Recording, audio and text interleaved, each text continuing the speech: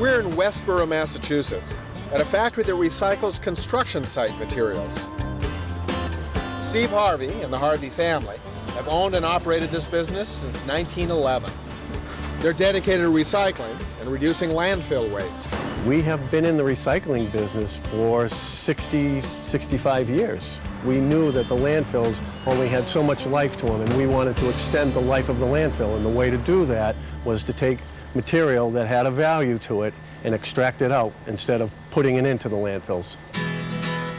Today, 85% of construction waste is recyclable.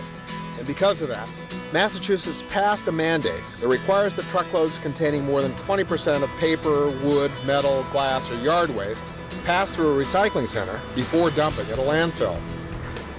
So it's basically when someone builds a new house or renovates their bathroom, we take that debris and we sort it into many different categories that can be sent to many different markets.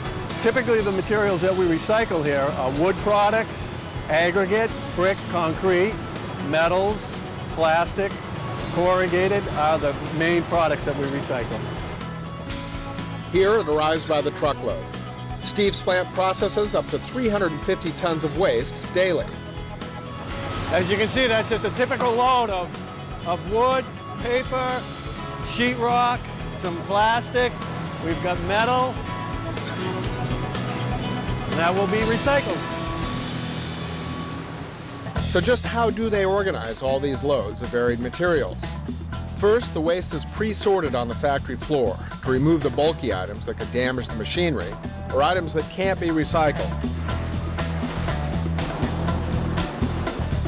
Next, the recyclable materials are fed onto a conveyor belt. Very little goes to waste. Here, 95% of all recyclable materials are processed. Now the material needs to be separated. So the conveyor belt carries the recyclable materials to a rotating trommel or drum. Here, everything is sorted by size. It's holes within the sides of the drum. So the first section is a 1-inch hole, the second section is a 12-inch hole, and then you have everything ejecting out the very end of the barrel or the trommel, which is 12 inches and over. From there, the heavier items ride the conveyor belt into a water bath, where they're separated by buoyancy. Wood and other items that float end up on one conveyor belt, while heavier items that sink, like metal, brick, or concrete, come out on another. This is the belt that takes the sinkable stuff up and out of the water. There's aggregate, brick, concrete, metal, shingles, tiles, things of that nature. That will pass underneath a magnet. The magnet takes out the ferrous metals, and everything else will go back into the cabin where it will be hand sorted. The final destination for each conveyor belt is a picking cabin. This picking cabin handles the larger items. This is the material that makes it all the way through the trommel, so it's 12-inch or larger.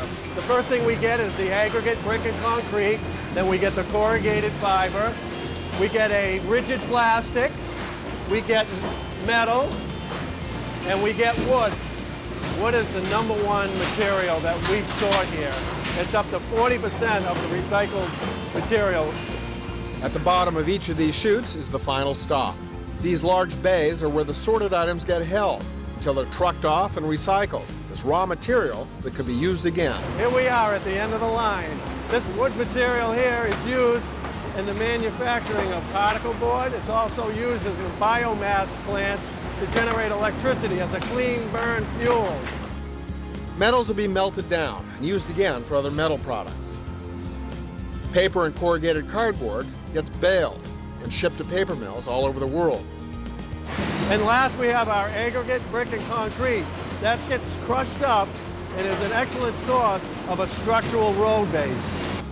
We are definitely reducing the amount of material that are going into the landfills. This is not only important for us to do it here in Massachusetts, but elsewhere in the country. It is the right thing to do.